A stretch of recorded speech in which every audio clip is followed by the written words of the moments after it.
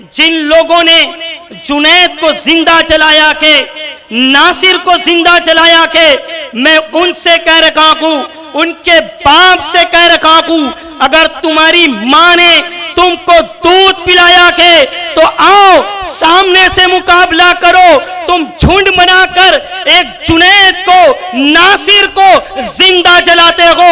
ऐ जालिमो, तुमको मुकाबला करना है तो आओ संविधान के दायरे में मुकाबला करो, हम तुम्हारी नानी याद दिला देंगे। मैं हिंदुस्तान के वजीर आजम नरेंद्र मोदी जी से भी कहना चाहता हूं कि सुप्रीम कोर्ट ने स्वामी अग्निवेश के केस के अंदर कहा था कि मॉब लिंचिंग पर कानून बनाए। बताओ हिंदुस्तान के वजीर आजम, क्यों आप मॉब लिंचिंग पे कानून क्यों नहीं बनाते हो? ट्रिपल तलाक पे तुमने कानून बनाया के, और दूसरे टॉपिक के ऊपर तुमने कानून बनाया के, लेकिन मॉब लिंचिंग पर तुमने कानून क्यों नहीं बनाया के? यह हिंदुस्तान का युवा तुमसे सवाल कर रखा है। अब सूने शबे गम तोड़ा है, अब जाग उठे हैं दीवाने, दुनिया को जगा के दम लेंगे, अब बज़ में जहां महकाएंगे या खून में नहा के दम लेंगे। अब सोचा है अकबर साहब, असद साहब, अब कुछ भी हो हर हाल में हक अपना लेके रहेंगे। इज्जत से दिए तो छी लेंगे, वरना जाम शहादत पी लेंगे। तीरों तलवार के साए में इबादत की है,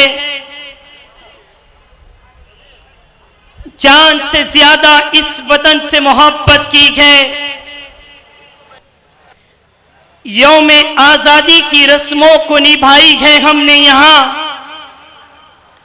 गोलियां सीनों और सरों पर उलमाओं ने खाई है यहां। जय हिंद का नारा हमने दिया है यहां, इस अंधेरे को उजाला हमने दिया है यहां।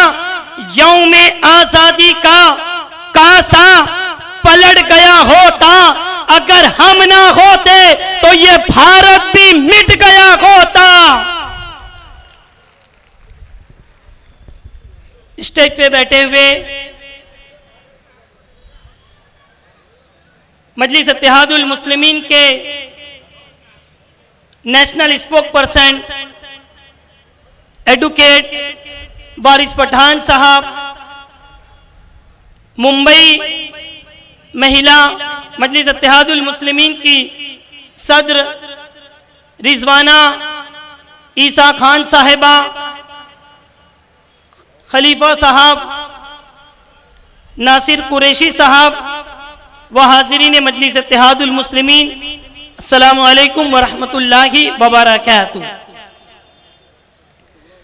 मजलिस इत्तेहादुल मुस्लिमीन अपनी आब व ताब के साथ आज पूरे हिंदुस्तान के कई रियासतों में दलितों की आवाज, बेवाओं की आवाज, मजलूमों की आवाज बनकर पूरे हिंदुस्तान की सरजमीन पे उभरती हुई नजर आ रही है।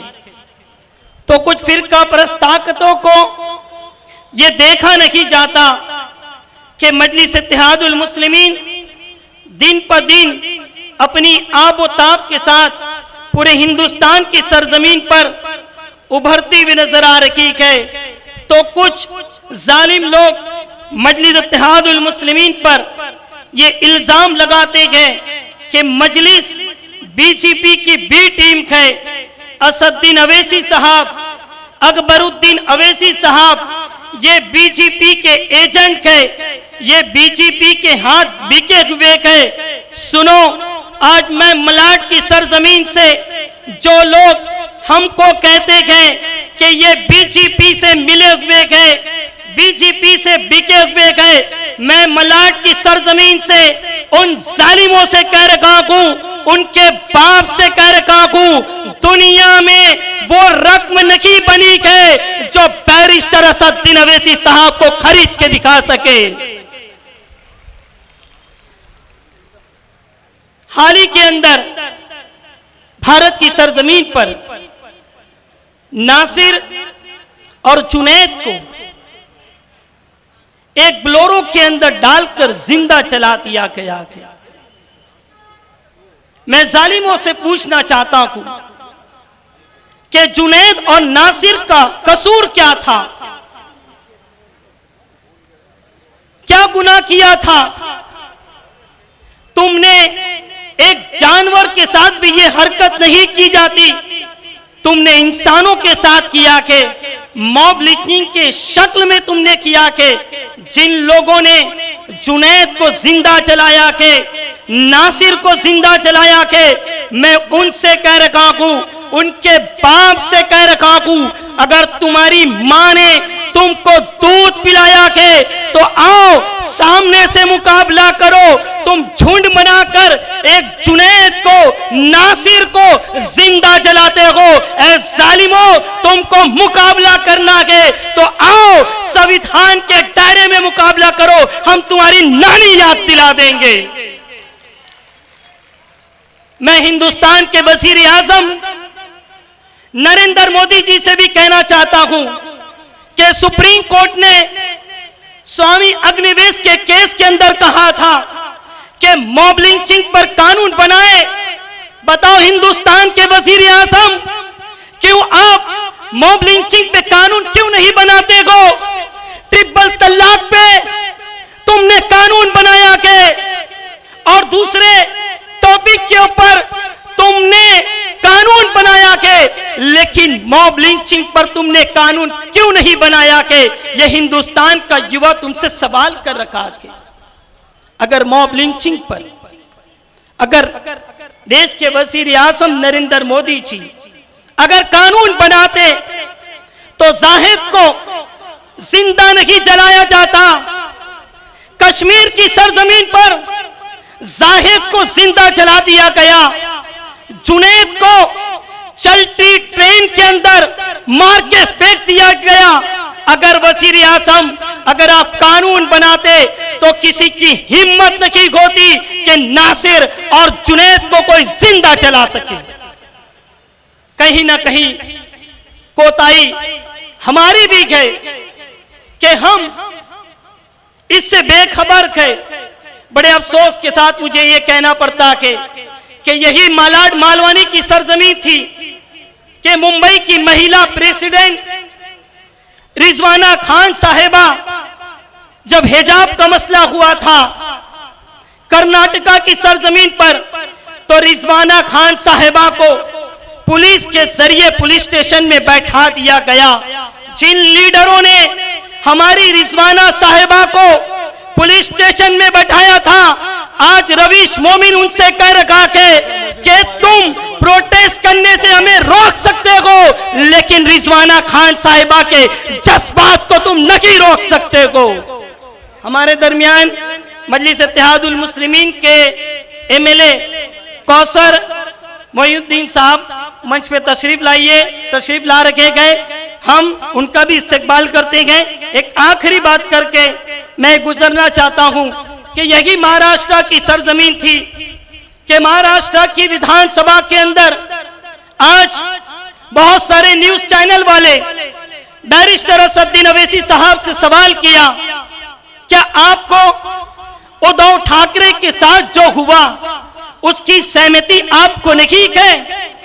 आज रवीश मोमिन उन न्यूज चैनल वालों से भी कहना चाह रखा है, यही महाराष्ट्र की विधानसभा थी कि उद्धव ठाकरे साहब ने बड़ी शान से, बड़ी शौकत से कह रखे थे कि बाबरी मस्जिद को मेरे पैर ने गिराया के।